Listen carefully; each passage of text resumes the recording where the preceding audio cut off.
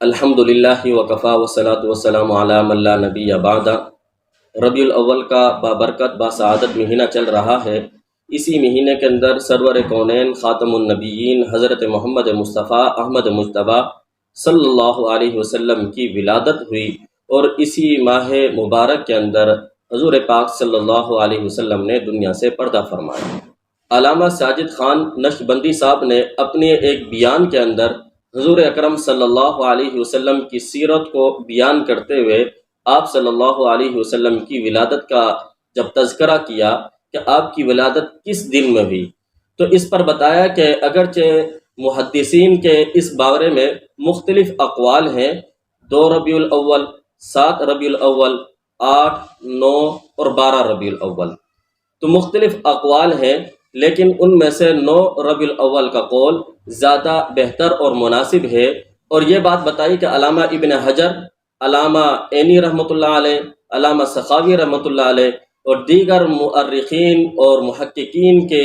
تحقیق کے مطابق 9 ربیع الاول آپ صلی اللہ علیہ وسلم کی ولادت کا دن ہے، 12 ربیع الاول نہیں ہے۔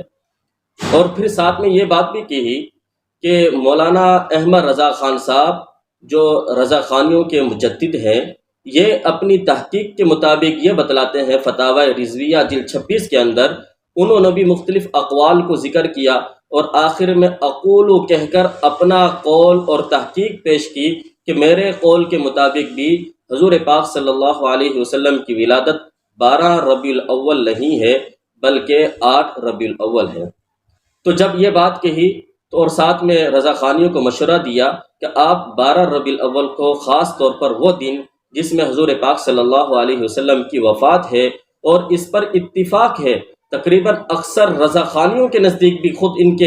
خود بڑے حضرات، ان کے اکابر بھی اس بات کو لکھ چکے ہیں کہ آپ صلی اللہ علیہ وسلم کی وفات 12 ربیع الاول کو ہے۔ تو تمہارے مجدد کے قول کے مطابق، تمہارے اپنے اکابر کے قول کے مطابق، چونکہ آپ صلی اللہ علیہ وسلم کی ولادت 12 ربیع الاول نہیں بلکہ آپ کی وفات 12 ربیع الاول ہے، تو وہ دن جس میں آپ صلی اللہ علیہ وسلم کی وفات ہوئی، اس دن جشن منانا یا اس دن اس طرح کی خرافات کرنا یہ مناسب نہیں ہے۔ تو اس پر اعتراض کرتے ہوئے ایک رضا خانی سامنے آیا، اور اس نے کہا کہ مولانا احمد رضا خان صاحب نے مختلف اقوال ذکر کیے، اور جو مولانا احمد رضا خان صاحب کا پسندیدہ قول تھا وہ 12 ربیع الاول ہے۔ تو علامہ صاحب نے خیانت سے اس ایک قول کو جو درمیان میں سے یعنی مختلف اقوال میں سے ایک قول کو لے لیا، اور احمد رضا خان صاحب کا پسندیدہ قول چھوڑ دیا اور عوام کو دھوکہ دیا۔ حالانکہ یہ اس کا دجل ہے، اس کی کذب بیانی ہے۔ میں خود آپ کے سامنے مولانا احمد رضا خان صاحب کا قول آپ کے سامنے پڑھ کر سنا دیتا ہوں، جس کے اندر مولانا احمد رضا خان صاحب خود اقرار کر رہے ہیں حضور پاک صلی اللہ علیہ وسلم کی ولادت کا دن وہ 8 ربیع الاول ہے، اور آپ صلی اللہ علیہ وسلم کی وفات کا دن وہ 12 ربیع الاول ہے۔ میں آپ کے سامنے مولانا احمد رضا خان صاحب کے خود فتاویٰ اور ان کی دیگر کتب سے یہ بات ثابت کرتا ہوں، اور اس کی میں اسکین بھی آپ کے سامنے لگا دیتا ہوں، آپ خود بھی اس کو پڑھ سکتے ہیں، اور پھر اس کا دجل اور کس بھی بیانی بھی آپ کے سامنے واضح ہو جائے گی کہ یہ کس طریقے سے لوگوں کو دھوکہ دیتے ہیں۔ جب اپنی بات میں پھنستے ہیں تو اپنی کتب کا بھی انکار کر دیتے ہیں، اور ایک چیز جو اظہر من الشمس ہے، سب کے سامنے واضح ہے، اس کا بھی یہ لوگ انکار کر دیتے ہیں۔ یہ میرے پاس کتاب ہے فتاوی رضویہ جلد 26 صفحہ نمبر 418 پر مولانا احمد رضا خان صاحب تحقیق پیش کرتے ہوئے آخر میں کہتے ہیں، اور اقولوں کے ذریعے سے اپنا پسندیدہ اور تحقیقی قول پیش کرتے ہیں، حضور پاک صلی اللہ علیہ وسلم کی ولادت کا دن 8 ربیع الاول ہے۔ اسی طریقے سے ان کی دوسری کتاب امام الانبیاء صلی اللہ علیہ وسلم کی تاریخ ولادت باسعادت و وصال مبارک، اس کے صفحہ نمبر 4 پر یہ لکھتے ہیں، سوال نمبر 6، حضور صلی اللہ علیہ وسلم کی ولادت کس تاریخ کو تھی؟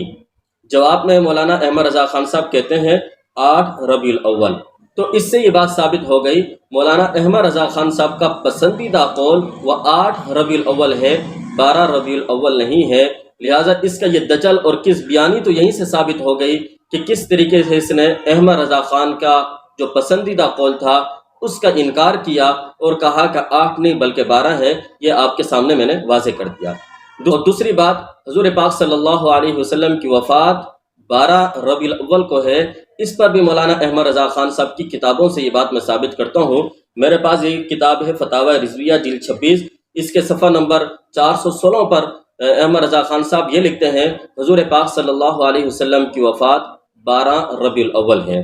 اسی طرح ایک اور دوسری کتاب امام الانبیاء صلی اللہ علیہ وسلم کی تاریخ و ولادت باسعادت و وصال مبارک، اس کے صفحہ نمبر 4 پر سوال نمبر 7 پوچھا جاتا ہے وصال شریف کی تاریخ کیا تھی؟